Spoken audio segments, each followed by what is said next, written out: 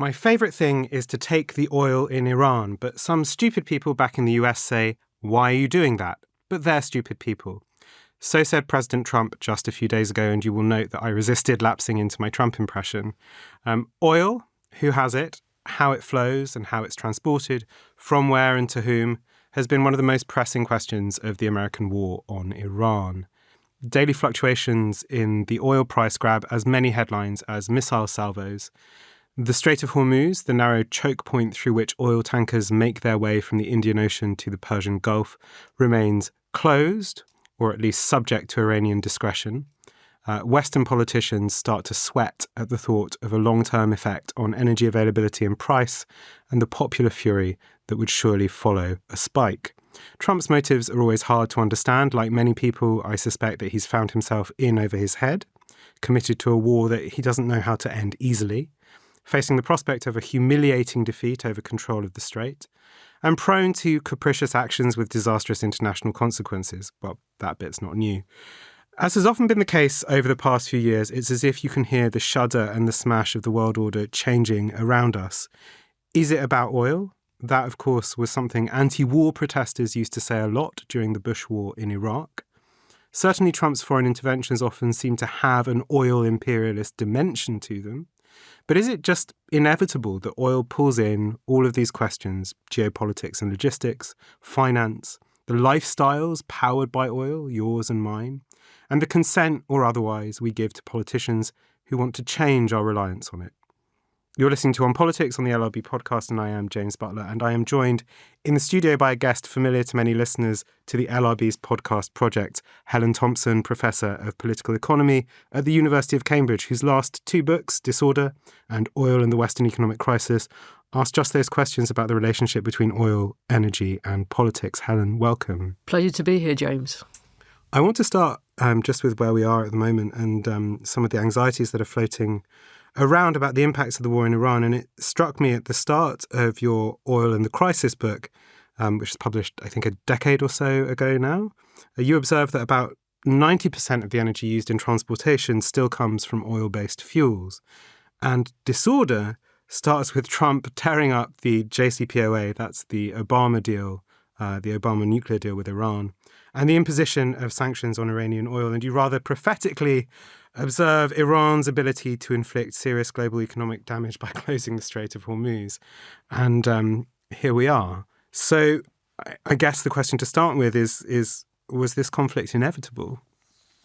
That's a really good question, James, because in one sense the answer is clearly no, in that this is a war of choice, to use that language. It's, I think, very reasonable to think that if Kamala Harris had won the election in 2024, that she would not be doing it, or her administration would not be doing this, not least because she came from sort of the Biden-Obama line going backwards, that had sort of worked quite hard, albeit unsuccessfully, to reset relations like with Iran. So in that sense, I think we really can't say that it's inevitable. On the other hand, I think that there is a structural nature to the conflict that means that it was probably at some point, or some version of this, minus the way that Trump talks, likely to happen, or at least quite possible that it would happen.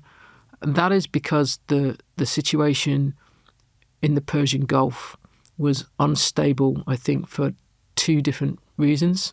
The first of them is the nature of the Iranian regime, which has been antagonistic, deeply antagonistic to Israel and to a number of the Arab states, including obviously Saudi Arabia, and Iran having a pretty serious military capability and the project to have nuclear weapons. So I think if you just take that, you take the state of Israel, you take Iran's rhetoric at times about the destruction of Israel, the capture of Jerusalem, you add in nuclear weapons. You then add in the fact that since at least 2024, since the Israeli attack, the Israeli pager attack on Hezbollah, that Iran has been strategically really weakened, then I think you would say that there would be a very good chance that the United States and Israel would seriously think that this was an opportunity for confrontation with Iran.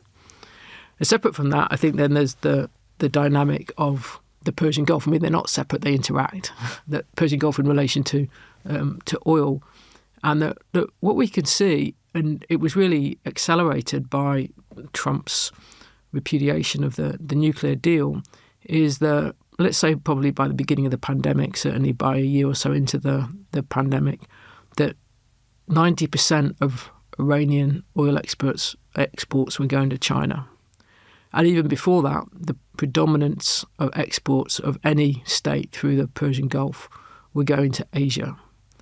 And that the United States was importing significantly less than it had been before the shale boom, and that European countries were importing somewhat less. And the thing there that changed was Iran, because European countries had been, or at least some of them had been, importing from Iran before Trump's U-turn on the nuclear, or repudiation of the nuclear arms deal. So you can see Trump in 2019, when there is a crisis in the Persian Gulf after the Iranians attack Saudi oil facilities, essentially saying, look, why are we defending the Persian Gulf? The way that he would always shoot from the hip, even there, 90% of it's going to Asia and to Europe, and actually more to Asia. So that, I think, gets to the heart of the other thing that I think is just structurally unstable, or was structurally unstable about the situation, in which the United States is the effective maritime guarantor of the world economy in terms of open transit, and yet at this crucial choke point, that actually 90% of it, in terms of Iran, was going to China, but generally in terms of the Persian Gulf was going to Asia, and China being the biggest beneficiary. Now you could say, and I think that this is kind of what held Trump back in the first administration, is, well, we don't want a situation where China, in alliance with Iran, is controlling the Persian Gulf. So we might not want to do this, but we don't want them to do it. But if you read, I mean, it's very difficult at the moment, as you know, James, to work out what to take seriously about what Trump says and what just to dismiss. But there are bits where you could interpret him as essentially saying, well, the administration at least decided that this is a risk worth taking. There's certainly the case. I mean, there was a video statement from Marco Rubio last night where his justification, which I think is concerned primarily with sort of domestic legitimacy, was to say, Iran's building a nuclear weapon. It's also built up a kind of conventional arsenal. This was our last chance to do anything about that before the conventional arsenal was so effective that we wouldn't be able to decapitate the regime in any way. I think that's primarily about domestic legitimacy there, which I think has become a problem quite quickly. On the other hand, I think lots of Trump's statements have been really concerned with the Strait, and particularly this sort of exhortation for European nations to, I think he used the phrase, go and grab it. Yeah. And that, of course, is a long-term concern of his, sort of European strategic orientation, military spending, things like that. So in that sense, that, I guess, is not a surprise from him. No, I don't think it is. And you could argue that he was held back first time round from acting on the logic of that. Why are we doing this when we're not the beneficiaries? If we start from his transactional mind, you can see why that's a question. I think then, though, you have to add in the complication of putting this move against Iran, the war against Iran, in the context of Trump 2's foreign policy more generally, which has been very resource-centric.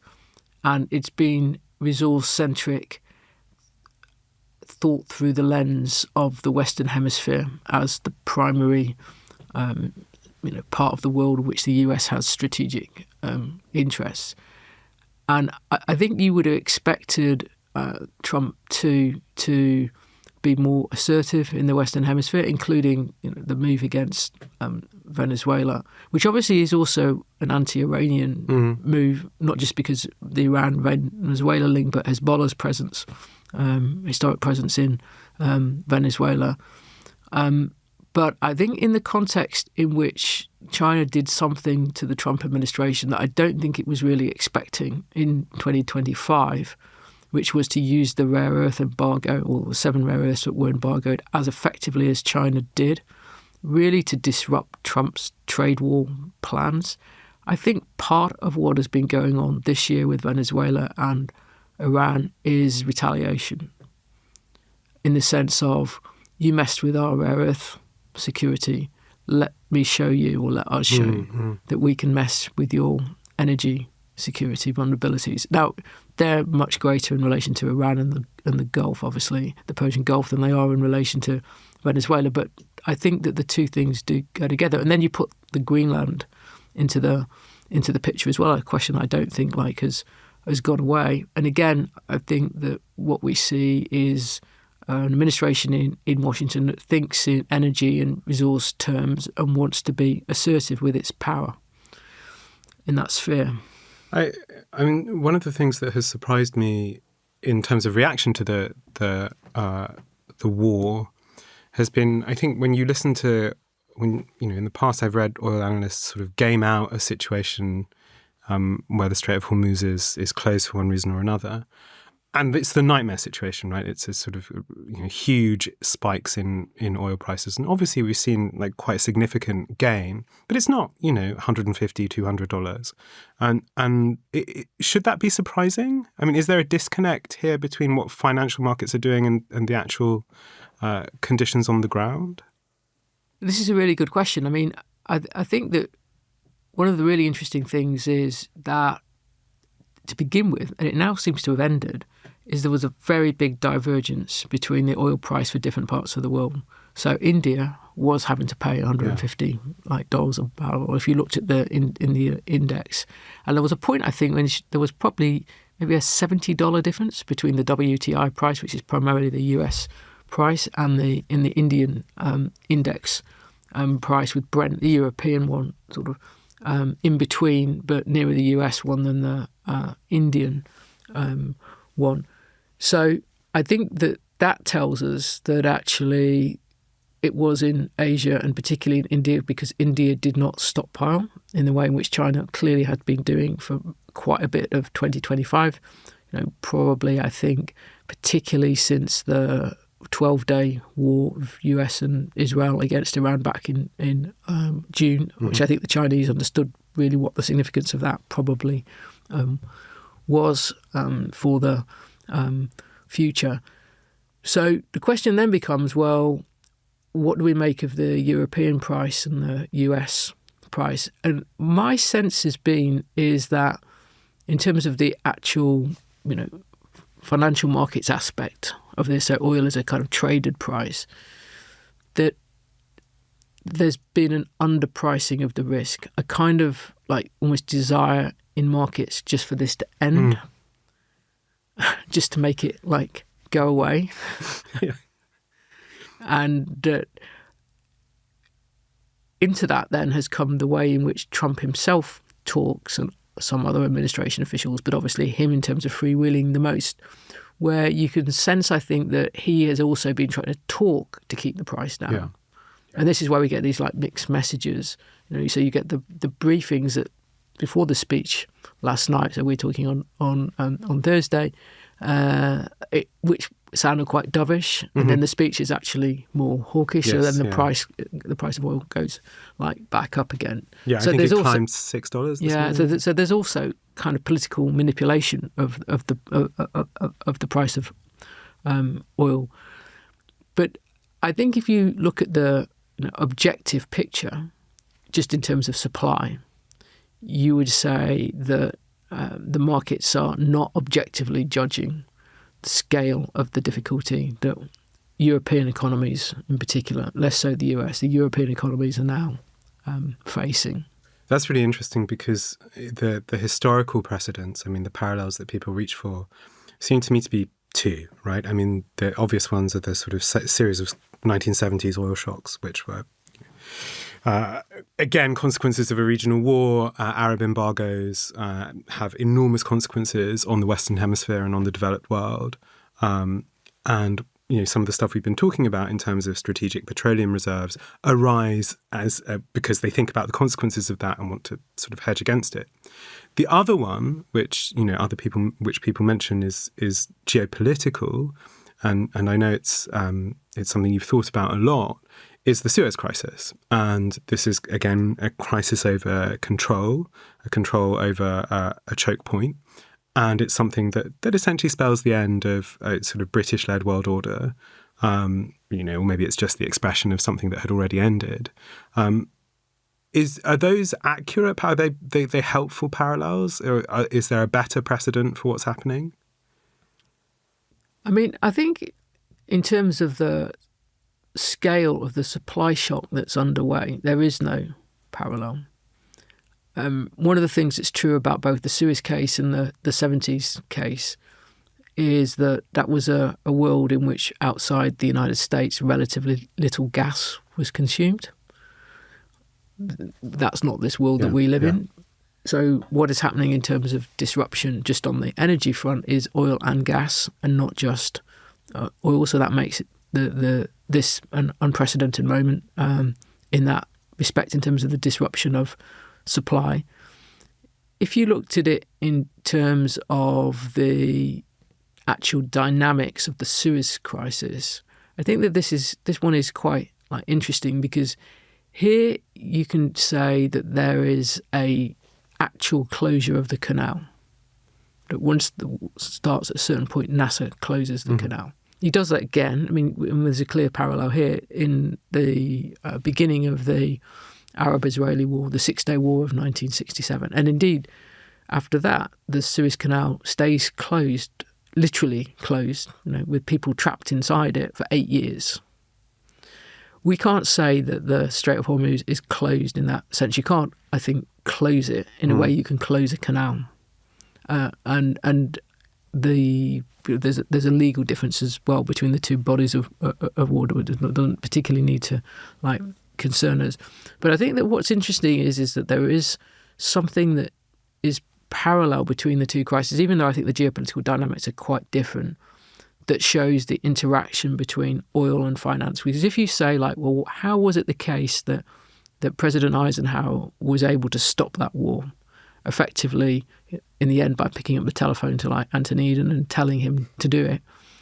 It was because the United States could refuse emergency dollar credit that Britain needed in order to buy dollar oil denominated in dollars, because the oil that it was used to getting in sterling oil through, not that Britain could get all its oil in sterling, but the sterling oil that was used to getting through the canal didn't have access to.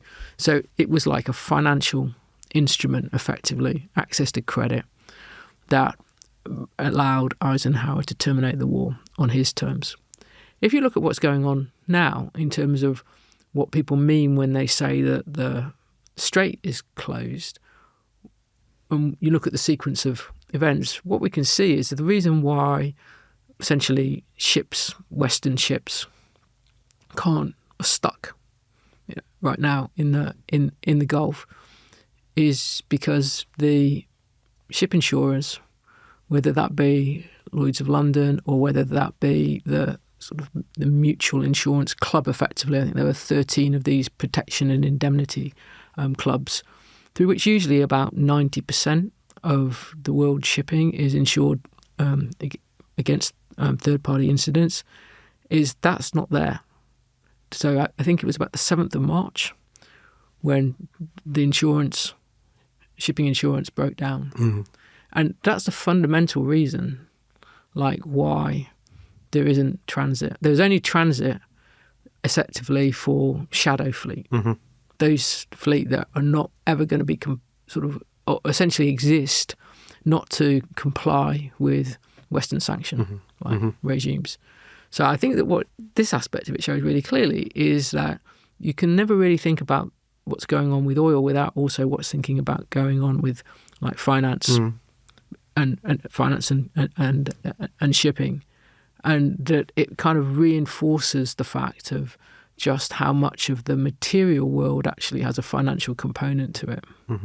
I wonder if it's helpful for us to kind of clarify some terms as we start to think about sort of domestic impacts, because lots of the debate in Britain has had two prongs. I mean, on the one hand, there's sort of general, I think just a general popular sense of disquiet about the legitimacy of this kind of this intervention on the part of the United States. Not a popular war here. But then there's some concern that we're going to face, British economy is not in a great state. One of the reasons for that probably is to do with energy, is to do, probably some of our productivity problem is to do with our high energy prices. But the debate seems to get quite foggy here because people sort of talk in rather ambiguous terms about energy, about power, by which they often mean electricity, oil and gas, as if that were immediately substitutable for kind of renewables in one way or another. And it is oil that's the issue here. And I think probably lots of people, myself included, are anxious about the impact of, a protracted supply shock on, say, inflation here in Britain. We haven't recovered well from the last series of crises, probably from 2008 on. So maybe we could get some clarity around those terms, because I think that's important about thinking about what can actually be done here domestically in response. Yeah, absolutely. I mean, I think that this term power is actually just straightforwardly misleading, because it's being used. I was going to say it's being used to obfuscate the difference between energy and electricity, but I think it's also being used to tell a more optimistic story than there is to tell. And I think the crucial thing to understand here is that electricity at the moment is a little bit over 20% of the UK's overall energy consumption. So the government is committed to decarbonising to at least 95%, I think it is, by 2030, decarbonising electricity. But say that was to succeed, and that's a complicated question in itself, but let's say that was successful. That would still mean that 80% of the energy consumption in this country was dependent on fossil fuels. And that's where then to say that we sort of need to get off the roller coaster of fossil fuels, to use Ed Miliband's language, and I think fossil fuels are a roller coaster, he's right in that respect, means that you have simultaneously to have a strategy for electrification, for actually electrifying those things, transport, heating being obviously big components of this that we presently use fossil fuels for.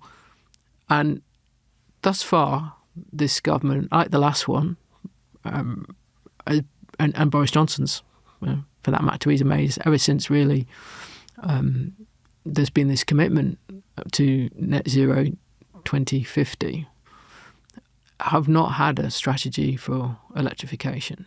And to the extent that that there was a little bit under Johnson of pushing heat pumps over boilers in a quite radical way, then the subsequent governments have retreated, including this one, have retreated from that. We don't even have a strategy for finishing the electrification of the railways, which is, I think, a little bit less than half.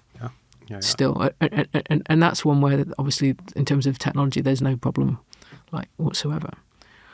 So, in order to escape fossil fuels, then we have to electrify, and that is where there's just an absence at the moment. I mean, there are a few things around the margin that the government's pushed about, a sort of a modest sort of push on insulation to make it easier for heat pumps, not really taking the pressure off the car companies about the targets that they have to meet for electric vehicle production.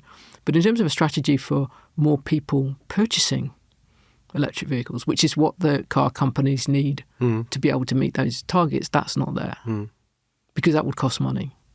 I mean, it would effectively it would mean subsidising consumption. Enormous subsidy for and I guess the the question here. I mean, I suppose because the heat pumps thing has been a huge thing on the domestic right of say, there's always this sort of anxiety about sort of centrally directed control of one kind or another, but you can see, can't you, that there are these kind of huge problems of domestic political consent. Effectively, the great worry is a sort of domestic gilet jaune kind of moment in which people just start to confront the fact that probably even with the best strategy in the world, such transition means really substantial lifestyle change. And I have to say, with a constrained petroleum supply anyway, lifestyle change will come. But I don't think any government, any government really since, any government actually, has been honest about that. And it reminds me, I'm very fond of something. It's not often that I'm fond of something Jean-Claude Juncker has said, but it was during the 2008 crisis. He said, from the perspective of a sort of a central banker, we know what needs to be done. We just don't know how to get elected again afterwards. And, in terms of climate change, I think that's absolutely true. I think it's possible to know how big the problems are, but not how to secure domestic political consent for it. And so there is this sort of strange disjuncture between, the policy world, some of which acknowledges or is trying to take seriously the scale of that kind of transformation, and those in power who run screaming from its electoral consequences. And I don't know how to square that circle. I'm not sure it's possible in a developed economy, which is which means that the transition will surely be chaotic once, as you say, we're exposed to these kind of huge fluctuations in price and in supply. And that seems to me the worst of all worlds. But I don't see that there's an obvious route through that. No, I mean, I think in a way it's worse than that, in the sense that if you go back to the net zero 2050 legislation, I know that in some ways that was just an extension of the Climate Change Act of 2008, and the sort of the essential framework was the same. But in terms of, I think that was 80% reduction in emissions against the 90s baseline for 2050, and then it was net zero by 2050. Is the presumption that ran through that was not only that there didn't need to be any reduction in energy consumption except for some savings around energy efficiency, but that actually it would serve as a growth strategy. It would actually serve as a growth strategy and a reindustrializing strategy, that it was going to create huge numbers of jobs. Yeah. Despite the fact there wasn't really any evidence in offshore wind, where Britain had been pretty successful, the offshore wind sector was creating jobs in Britain. That was the framing. It was the framing of, this is the new strategy for production, if you like. It wasn't like, this is how we have to rethink how we live, how we consume. So it's a double problem, because there's a presumption that we can have the same lifestyle that people in Western countries have been used to for a long time, albeit recognising that some people have much more affluent lifestyles than others, with an entirely new energy regime, despite the fact that the fossil fuel energy regime is what turned Western countries, if you like, into Western countries and being in prosperous countries, and that could be done rapidly over 3 decades. Despite the fact that there's no historical precedent for energy transition remotely like that, because all previous energy transitions have been energy additions rather than removing energy sources, and that this was all going to be transformative, the productive side of the economy, even though there wasn't any real evidence that for a deindustrialised economy like Britain that would be the case. And then I think that bakes in, if you like, another political problem on top of the one that you're talking about, like James's, is that looks like another fiction that the political class pushed. Yeah.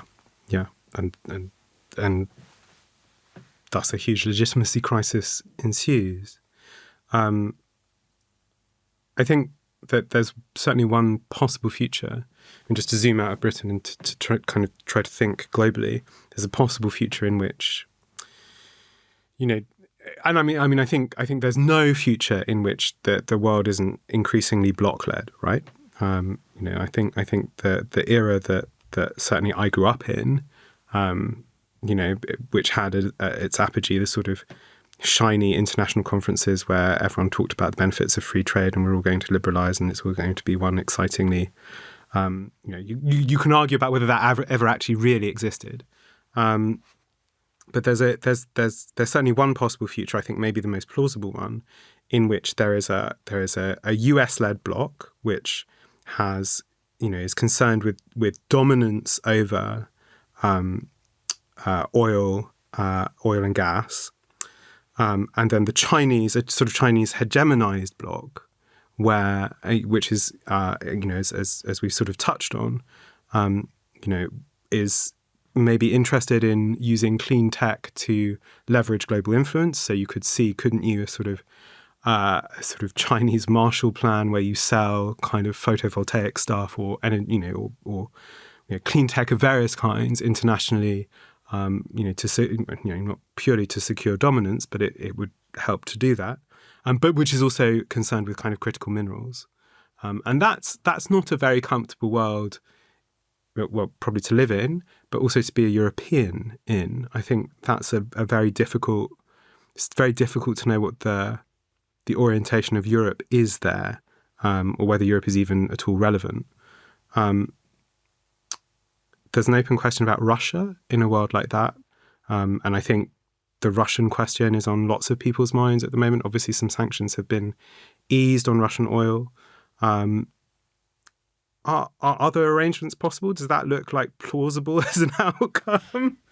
Yeah, I mean, I think that there's no doubt that the world is heading into blocks where energy and resources are concerned. Now, I would argue that in some ways it's long been like that beneath the surface, but there's definitely more fragmentation going on.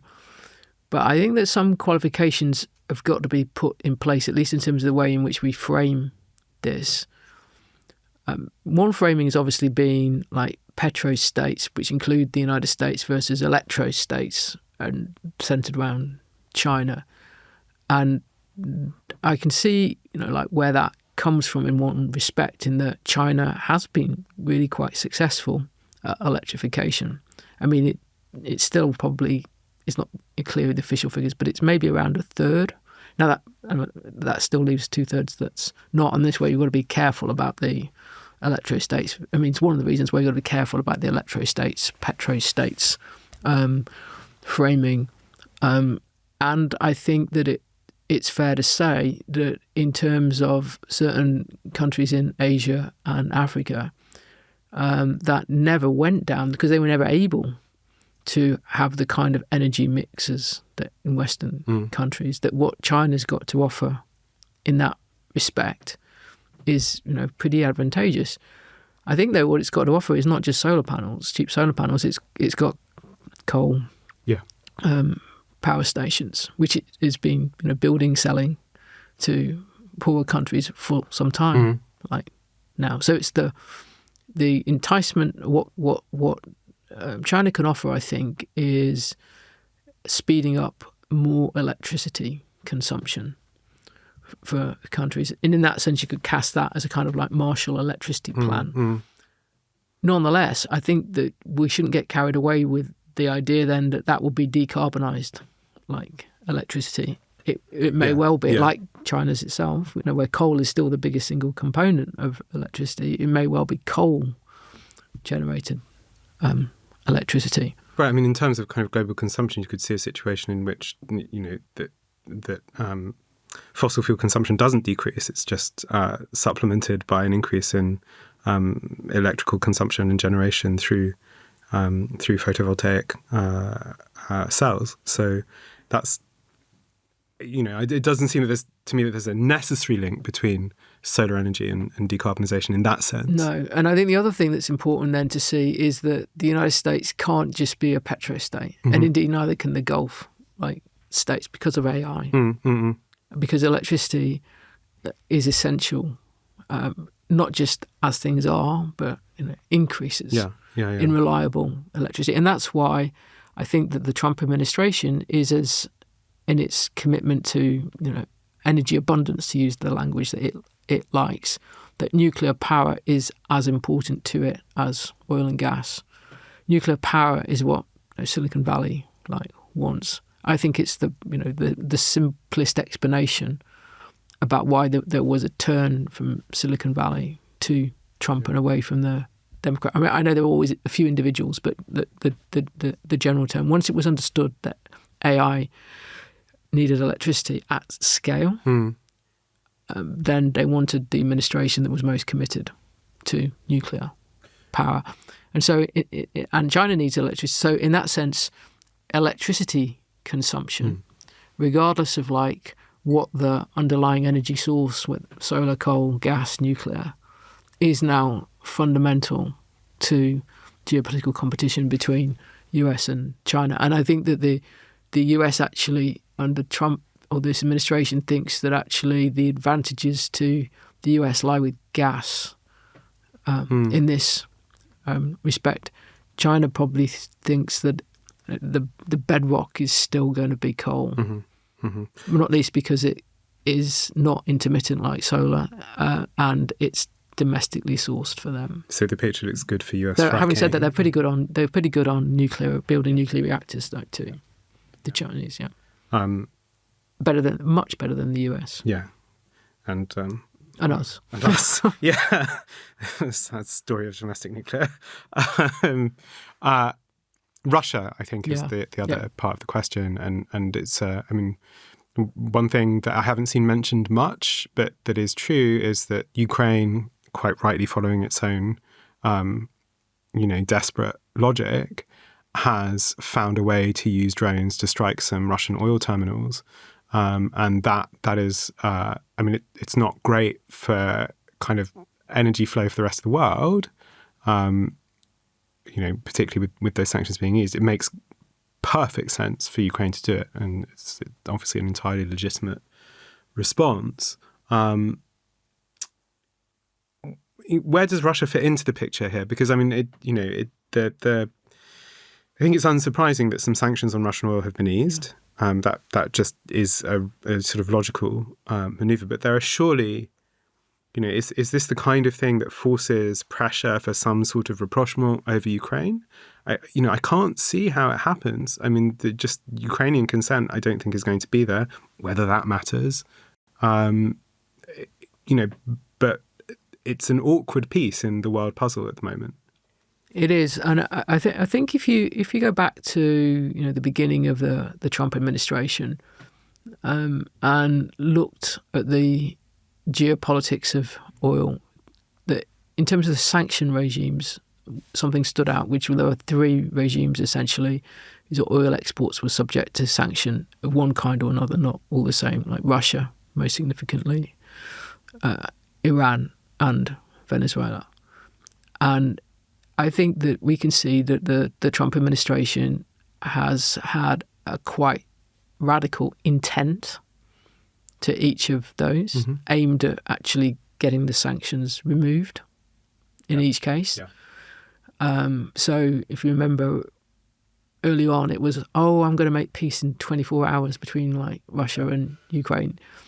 It's been a major setback for the Trump administration that they've not been able to do that.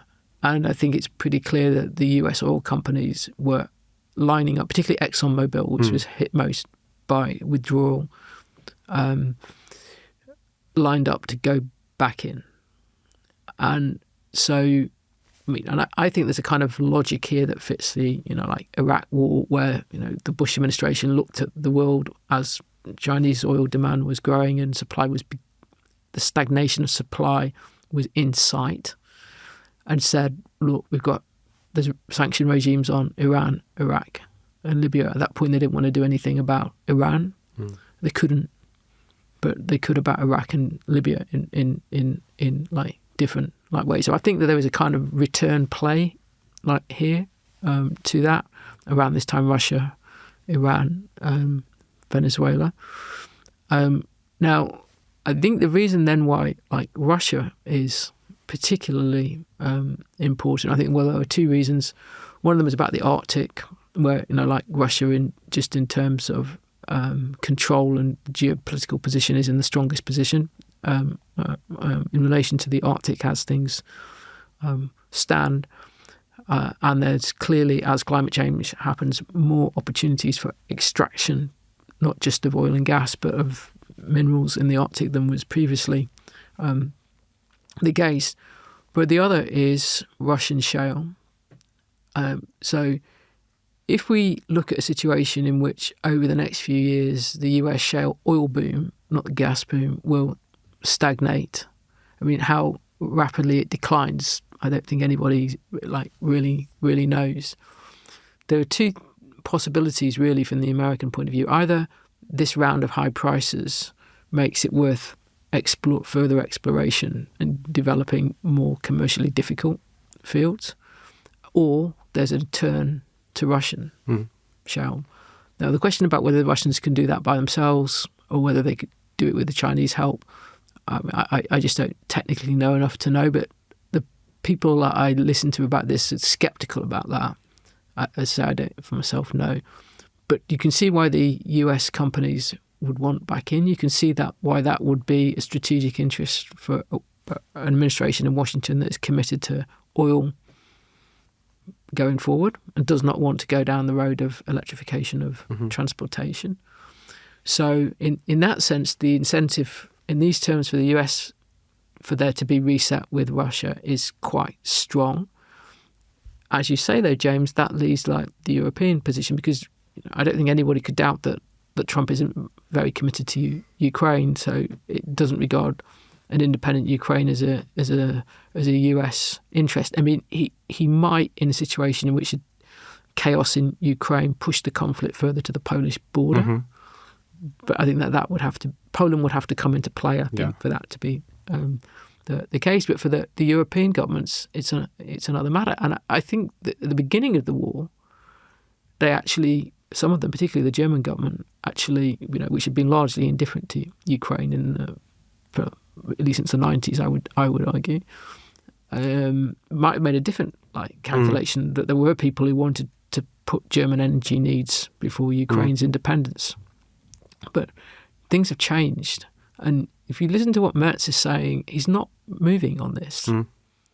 Now, there's no doubt there are smaller European governments who do want that. The Belgian Prime Minister, I think it was the beginning of this week, was essentially saying we have to reset with Russia, regardless of Ukraine, for energy reasons. So, and there are the Hungarian government's obviously never been keen on supporting Ukraine. So I think that there's going to be internal European division, but unless there's a really significant change of approach in Berlin, I think it's quite difficult to see how that happens. And in terms of, so we talked about the exposure to fossil fuel volatility, which is not going away, right? That's the situation. No, fossil fuels are. Everything about them has been even coal. If you go back to the middle of the 19th century, you can see British policymakers worrying about what happens when coal stops being commercially viable to mine. Yeah, and some of the stuff in the long background here is the sort of the flexing of supplies by MBS. And the Saudis, when they wanted, when they demonstrated that they could move oil price quite well. We haven't talked about the Saudis, but they're not delighted about the situation, right? It could have a positive outcome for them. They certainly want to see the Iranian regime gone. But the fact of that volatility has meant that there have been two responses domestically, right? And they're easily traced on left and right. The right says, it's really clear that we need energy security. Actually, both of these responses are about so-called energy security. But the more common approach on the right is, it's nice to try and do net zero, but we need to, reopen, start issuing licenses, reopen the North Sea Basin as much as possible, start to extract, and that will see us through. The view on the left tends to be, well, this demonstrates how badly we need, rapid transition into a sort of renewable-led economy. Invest in wind or more in wind or hydropower or solar or all three.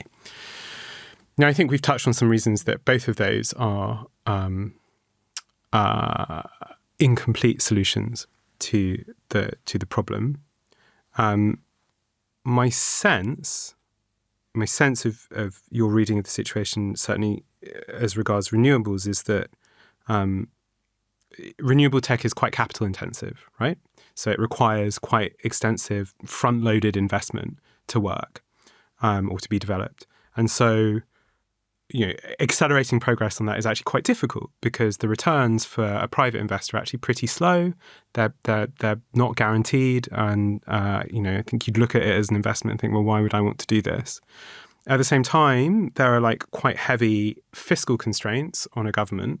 So it can't probably sufficiently de-risk it to crowd it. I mean, this was the great argument about what this government would do, is that it would de-risk green investment, and so it would crowd in private capital. And certainly there's probably not enough room for kind of state-led investment at the scale you would need to make a significant difference. There's also the technological question. I mean, just the question of battery development and things like that. That's an obvious kind of hard constraint. So those are the problems, I think. I think that's your reading of, and it's a reading I would agree with that position.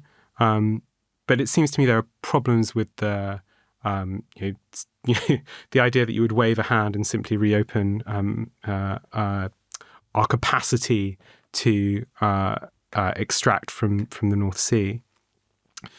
What's your sense of those two positions? I mean, what's missing in them, and have I represented your position correctly?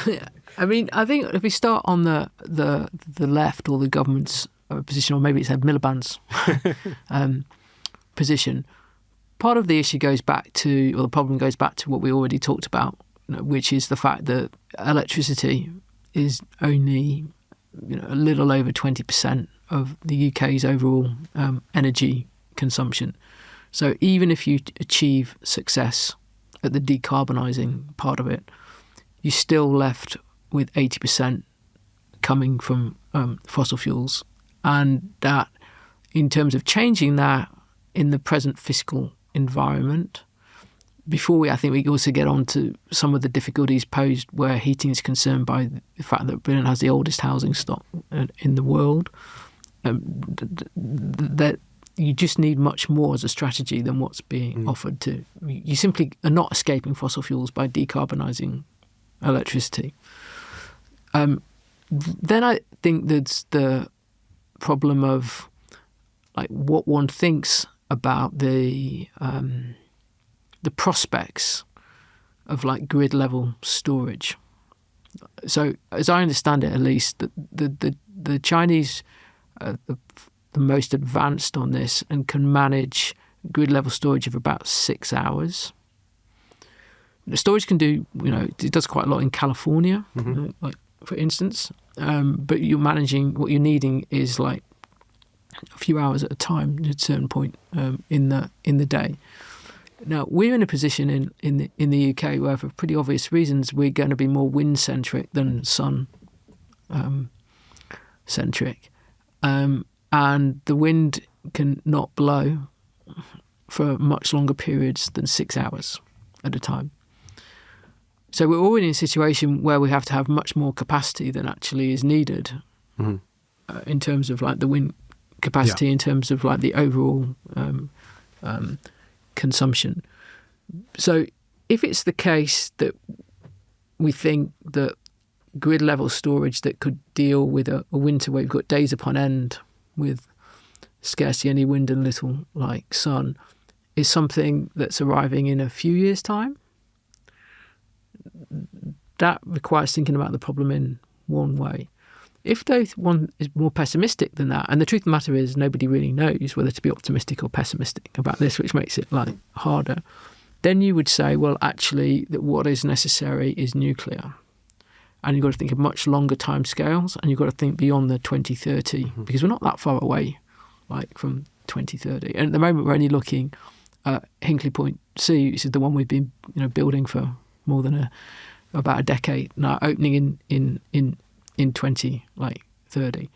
So I think even in its own terms, that there has to be more like realism about the technological aspects of it and facing up to the fact of the problem of intermittency. And you can't simply solve it by more and more capacity. I mean, the Germans. Obviously they are a larger country than us, but they're not they're sort of more comparable in size to us than say Denmark, which is often used as an example of a country that's done the energy transition well. The Germans have been really serious about the energy transition for a quarter of a century now. In fact, a bit more than a quarter of a century now, and they're still struggling. And they still have about a quarter coal, which is not something that we have any longer to fall back on. So I think, and I say this still on decarbonised electricity, it's really hard. I'm talking about a golden age of this and a golden age of that. I think that that's just facile optimism in the face of what the problem is. I think that the danger on the right in this respect is that the problems that fossil fuels cause and have long caused are just underplayed. And in the sense that there isn't a recognition that actually for energy security reasons in the long term, we would be better with decarbonised electricity, and we would be better with more electrification if we can generate enough electricity to make that work. And that there are, that's what I spent quite a bit of time talking about, in disorder, deep dysfunctionalities, particularly where we are in relation to oil. Essentially, the world economy has been bailed out since 2008 by the US shale oil boom, and that required really the essentially dysfunctional monetary world post 2008, for that to happen. This is the zero interest rate. Yeah, and it's been incredibly geopolitically disruptive in the Middle East and on the gas side in Europe in relation to Russia. It may have saved the world economy, and that shouldn't be. I'm not trying to minimise that, but an awful lot of disruption. Came with it, because and that's the history. So, you can argue about whether it's a history of coal is a more complicated question than that. But that is a history of the geopolitical world since oil started to matter from the beginning of the 20th century. Some of the the catastrophes of the 20th century are bound up to the oil question. In terms of the North Sea, I'm in favour of there being more new licences for drilling in the North Sea, both for oil and gas. But we've got to be clear, it's not a panacea. It's not some big fix. And one of the reasons why it isn't is because where oil is concerned, about 80% of what's produced in the North Sea, in the British part of the North Sea at the moment, is exported. That's partly to do with the way in which the licenses and the contracts work, but it's also because we in the United Kingdom do not have the refining capacity any longer to deal with the kind of crude that's coming out of the North Sea as a mature field. We're generally in a pretty dire position where refining capacity is concerned. We've got 4 refineries left. And I think that it doesn't make sense just to think about saying, well, the North Sea brings us more supply.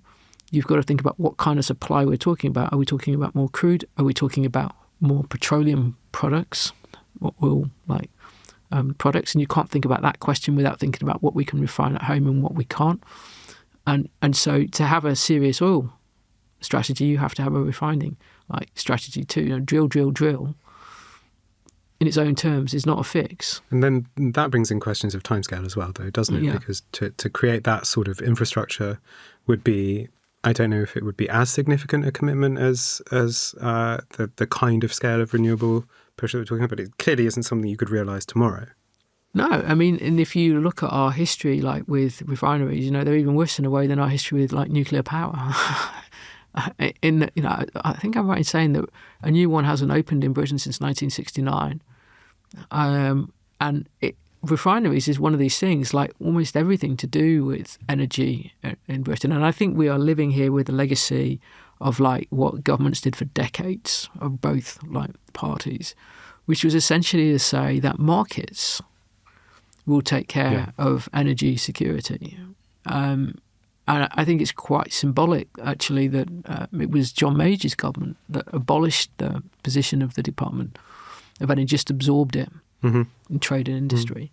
And that said what the mindset was. And I don't think in some ways that we've ever got out of this mindset about like markets. And so, why would you bother with refineries that were here, leaving a question aside that actually employ, like people, and they were quite an important part of the employment side of the industrial economy for decades.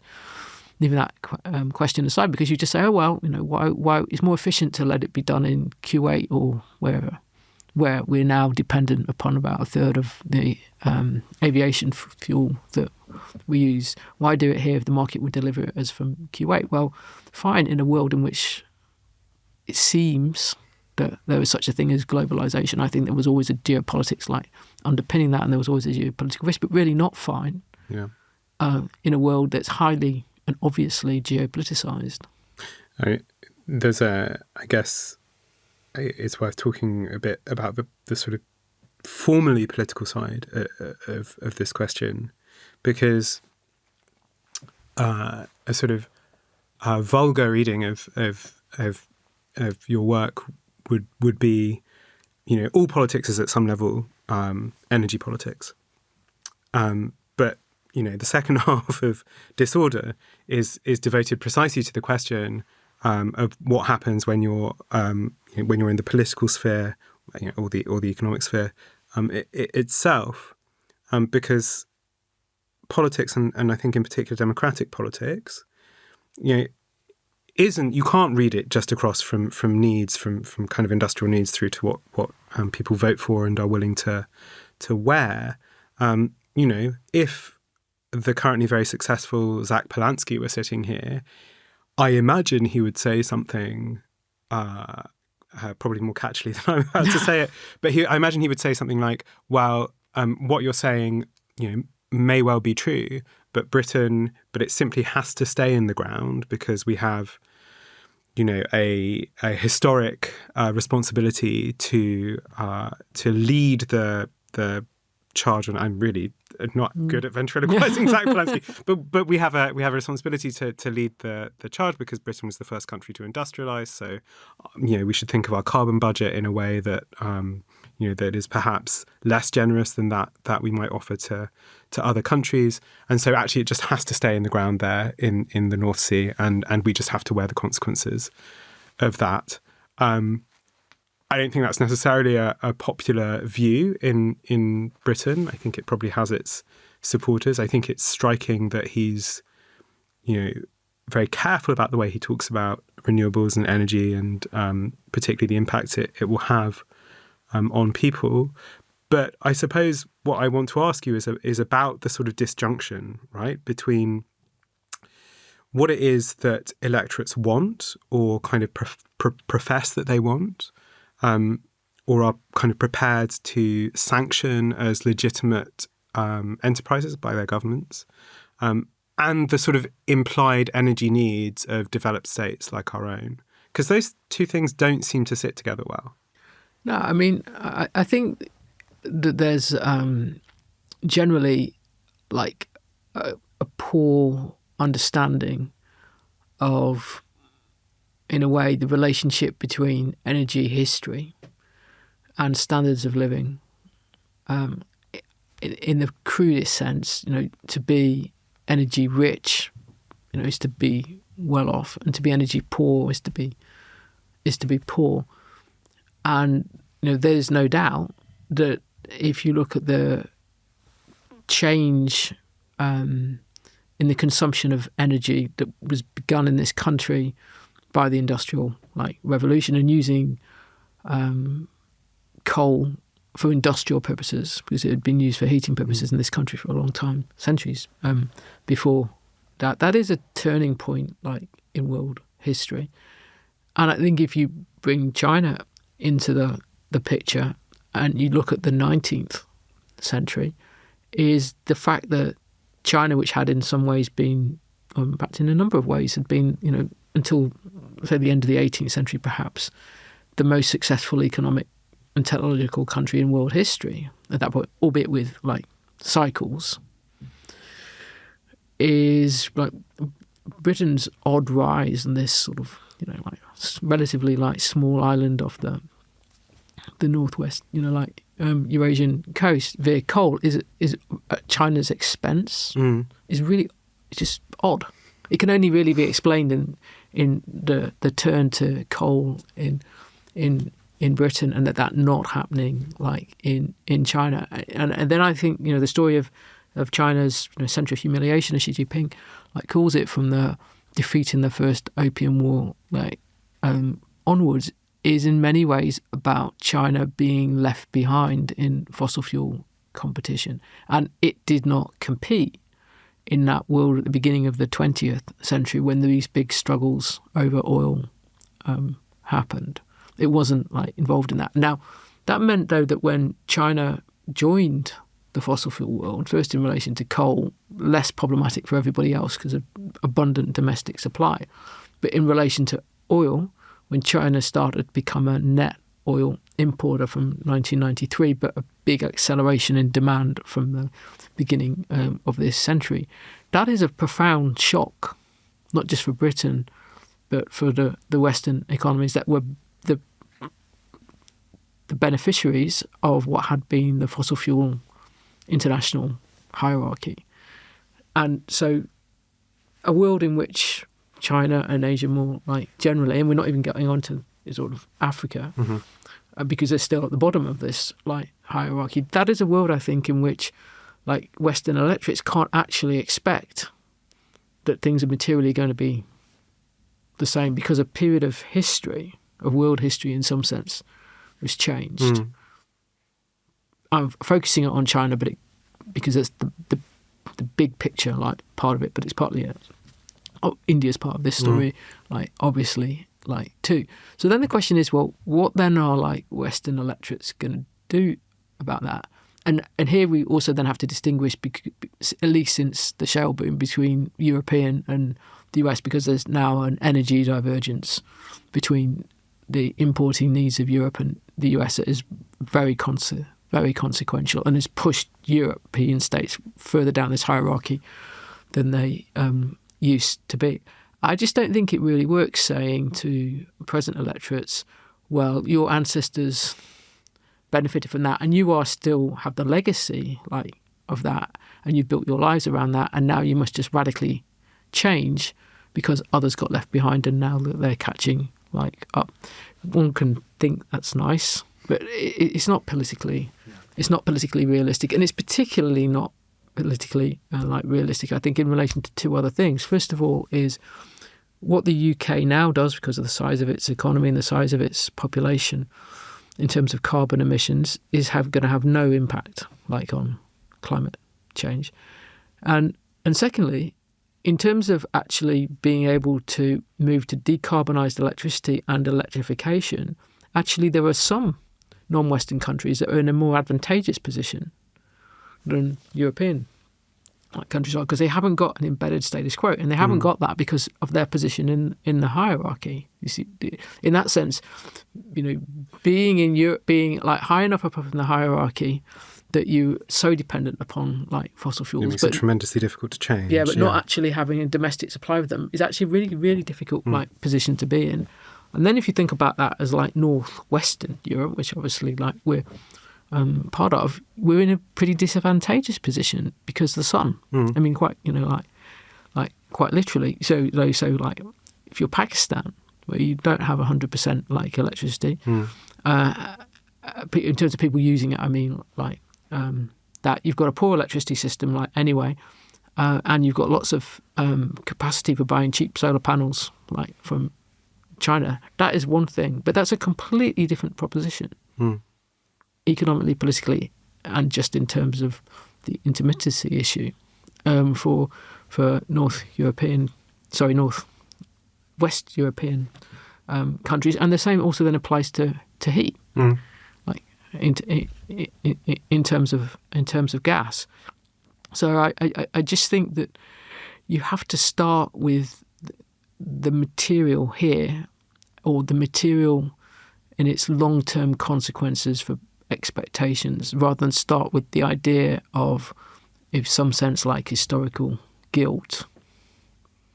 Or the idea, because I think I kind of have an aversion to thinking that you can really think too hard about how to deal with energy policy from an ideas perspective rather than starting from the material. I mean, certainly the material question, certainly as far as Britain's concerned, seems to at least run politically counter to. So let's imagine we find, over the course of the next few decades, whichever form development takes, I mean, it's surely going to have to involve greater integration into a European grid of some kind. And I mean, obviously, the direction of travel of British politics over the past decade hasn't been towards greater integration with Europe. I thought it was very striking yesterday, as you've said, we're talking on Thursday, 2nd of April. So in Keir Starmer's statement yesterday on the 1st, he mentions the economic damage of Brexit. That's a thing that Keir Starmer has desperately wanted to avoid talking about for a long time. Quite right, because he knows it's a nightmare for him, as it was a nightmare for his predecessor, to try and talk about Brexit with Labour voters who are, in one way or another, disadvantageously split electorally for him on the question. I think it's changing. I think it's changing in Britain. I think in the long term that question is going to be overtaken by simple material questions. But I think you started to see that yesterday. I think he started to recognise, or someone has started to recognise, that question of orientation to Europe, for various reasons, energy security, etc., is more pressing than it looked maybe a decade ago. So I wonder whether that's going to come onto the interview domestically. There are various things we haven't talked about, but there is a final question I wanted to ask you. There are things that seem stable about this situation, right? Although Iran, for instance, is taking tolls on passage through the strait in yuan, I think talking about any kind of end to global dollar hegemony is simply silly at this point. I don't think that's happening. So the international financial architecture in that sense still looks stable. That's probably the only really stable thing, in fact, at the moment. I find it difficult to know quite how bad things could get. Obviously, Trump is being presented with various options, from beta humiliating retreat to kind of, drop a nuke on Tehran. I don't think he wants to do either of those. I think those are the sort of impossible ends. But in between, there's quite a wide range of things that could happen, all of which seem to have pretty deleterious consequences for those of us in Western Europe in particular. How bad could it all get? Well, I think it can get pretty bad in the sense of we could be looking in the next few weeks at actual shortages, and this is a different issue than the price. And because at a certain point, the price comes down just from demand destruction. That's why you get recessions after oil price shocks, because people simply can't afford to use energy in the same way. But an actual shortage of supply that can't be done without, that's a whole other proposition. I think that the harder question to think about is like when the fighting ends, and obviously at a certain point, for one reason or another, it will, is what conclusions do the different governments draw from like what has like happened, because I think what is clear is there is no going back to the status quo, in the sense of it has been assumed for decades that there aren't really problems of transit, whatever the underlying mechanism that means there are problems of transit like right now actually is. These have not like hitherto existed. And the way in which Trump has talked, regardless of whether one really should take what he says literally or like seriously or not, means that there must now be in everybody's mind like very considerable doubt as to whether the US intends to continue to act as effective like guarantor of transit, not least because it's been shown that in the emergency it can't like actually. I mean, Trump talked in the first days after the shipping insurance issue arose about effectively the Pentagon, like providing shipping insurance, but that hasn't happened. I mean, you do not recreate, the shipping insurance industry in the way, that it's completely wired into the international financial architecture and the sanction regime and all kinds of things. I mean, you just can't do that, like in an emergency. And so they have shown for the first time that they were willing to say, no, the risks are like too great. Now, everybody knows that they can conclude in the future, like the risks are too great.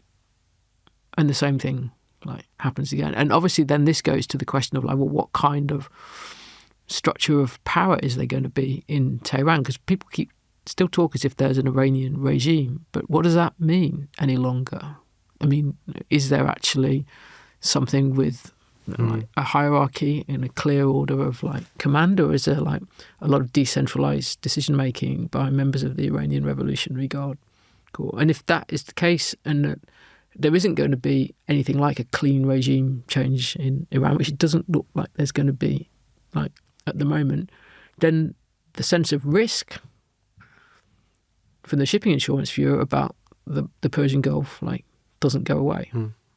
And if you then say, well, actually, which they already are doing, because the Saudis have been getting oil out, through the pipeline into the Red Sea, and others start building pipelines, more pipelines to get to the Red Sea. Those kind of pipelines can be built like quite quickly, but that transit being safe presumes that the Houthis stay as they have been doing through this crisis, which is not really doing like much. But we know that it was actually the Red Sea and access to the Suez Canal that was the issue through 2024, like in particular. So then does the sense of risk just move?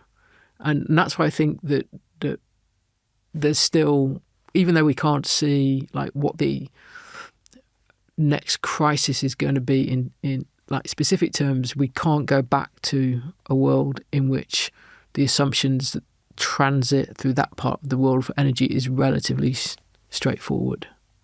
We can't go back there. I think that's a good place for us to end it. Somewhat ominous note, but it's an ominous time. Helen Thompson, thank you so much for joining me. It's been great, a James. Really great pleasure. Thank you. Thanks.